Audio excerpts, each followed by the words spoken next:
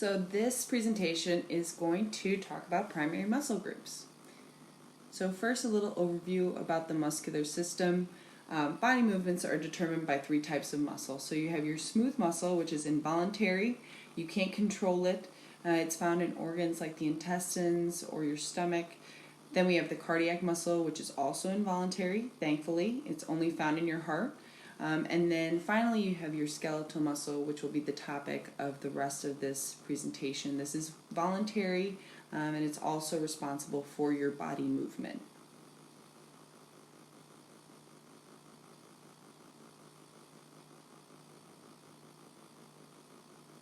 So this is a big overview of all the muscles that we're going to be going over. We're going to go over each one of these individually. So first you have your pectorals. Actually, before I start, I should mention that even though I'm giving one exercise for each muscle group, know that there are many ways to train these muscle groups, and a lot of these exercises train multiple muscle groups, and a lot of these exercises can be performed in multiple ways. So I'll cover a little bit of that as we go along as well. So we're starting with our pectorals. These are located in our chest. And then one of the most basic exercises for training your pectorals is by doing a basic push-up. So starting with your hands directly below your shoulders, toes on the ground, body flat, coming down to a 90-degree bend in the elbow, and then extending up back to your starting position. Next we have our biceps. These are two muscles located in the front of the arm between your shoulder and your elbow. This is called a bicep curl here. So starting with the dumbbells down by your legs, hands pointing forward, bending just at the elbows, up past 90 degrees with the dumbbells, and then bringing back down to the starting position.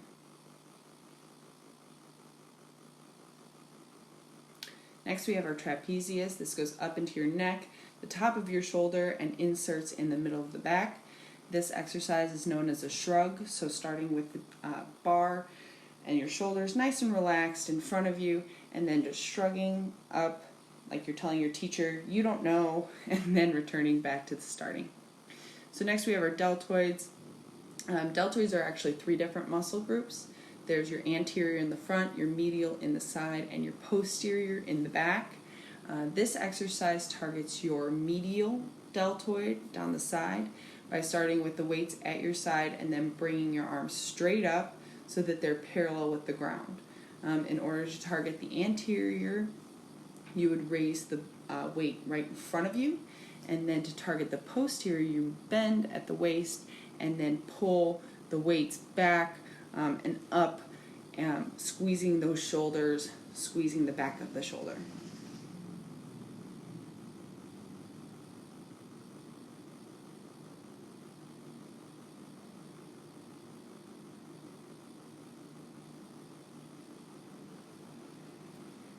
Next we have our abdominals. This is something we're all familiar with. This is a very basic exercise. Sit up or curl up, feet flat on the floor, knees bend about 90 degrees, hips on the ground, putting your hands behind your head, but keeping your chin, your neck relaxed. You don't want to pull your chin into your chest.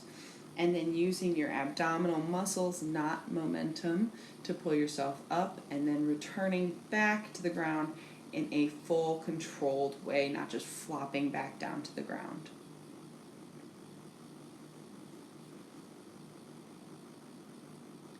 Here we have the oblique muscles. These are located on either side of your abdominals. These allow you to twist from side to side. So this exercise is known as a Russian twist or an oblique twist. Balancing on your hips, you could also have your heels touching the ground. Slight crunch in your torso, and then twisting from side to side, getting a full range of motion from your obliques. Next is the quadricep muscle. Quadriceps are actually four muscles, hence the quad prefix. These insert at your hip and your knee. Most popular way to train these muscles would be by doing a squat, starting with your feet shoulder width apart, weight in your heel, not in your toe, sitting straight down, keeping your knee behind your toe, and then pushing through your heel to return to your starting position.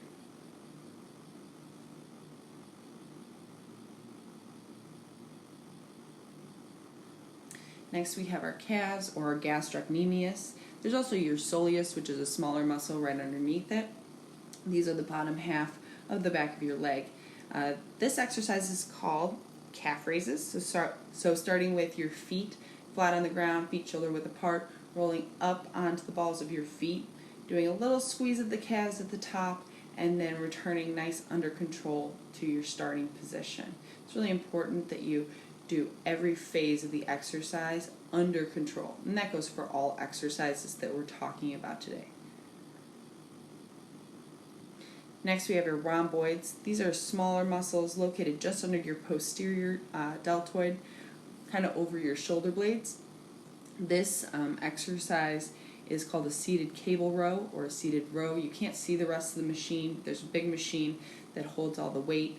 So starting with your feet on the platform, great posture, holding the cable in front of you and then pulling it straight back, squeezing your shoulder blades together, and then returning back to the starting position.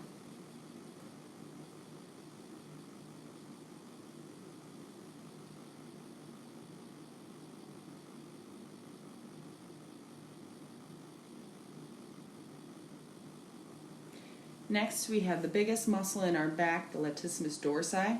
You'll notice that this is a V-shaped muscle. So when you do exercises to target this V-shaped muscle, you want to start with your hands wide and then pull them in or pull your elbows in. So your arms are kind of going in a V shape as well. This is the lat pull down. If you don't have this machine, you can also use a band.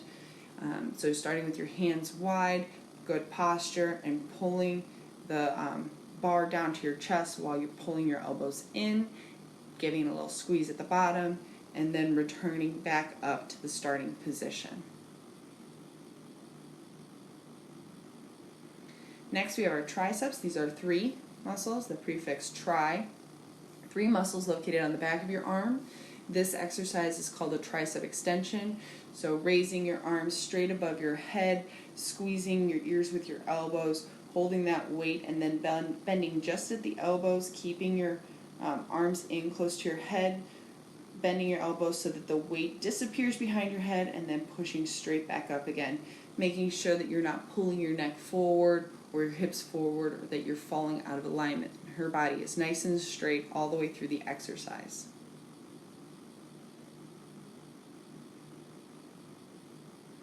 Next we have our gluteus maximus, your glutes, your butt. This is a very large muscle and can be trained by doing lunges, which is this exercise shown here.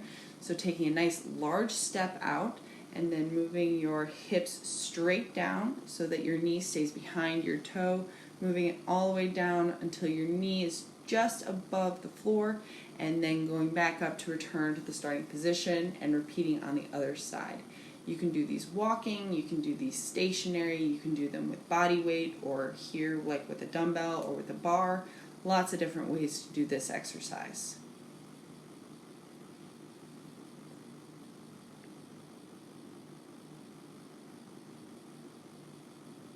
And this is our last one. These are your hamstrings. Hamstrings are located on the back of your upper leg, so they are counterbalancing your quadriceps. It's really important that when you train the front of your body, that you're training the same muscle but on the back of your body. So for example, if you train your quadriceps, you also need to train your hamstrings because those are the one that is going to counterbalance. So if you have really strong quadriceps and really weak hamstrings, you're more likely to become injured and you're just off balance. So it's really important, if you're going to train the front, you train the back. Same thing with like biceps and triceps, or your pectorals and your rhomboids and your lats, okay? So back to these are your hamstrings located on the back of the upper leg. This exercise is called a hamstring curl. You can also find this machine but where you're laying down, so you're on your stomach and you're bringing the rounded mat to your butt.